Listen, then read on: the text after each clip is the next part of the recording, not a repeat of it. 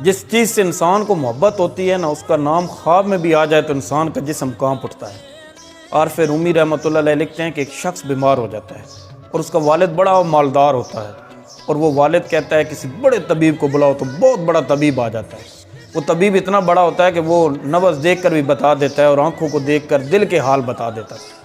और जैसे ही तबीब आता है तो वो कहता है कि इस शख्स को कहीं मोहब्बत हो गई है किसी से, तो जाकर अगर इसका महबूब मिल जाए ना तो फिर तो मसले ही हल हो जाएगा।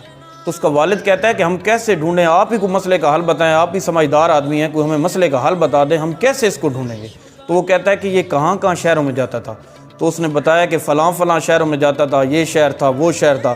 तो उसने सारे शहर लिख लिए और शहर लिखने के बाद उस बीमार के कान के करीब जाता है और जाने के बाद एक शहर का नाम बताता है। और जैसे ही उस शहर का नाम आता है ना तो हाथ हिलते हैं, थोड़ी सी उंगलियां हिलती हैं कि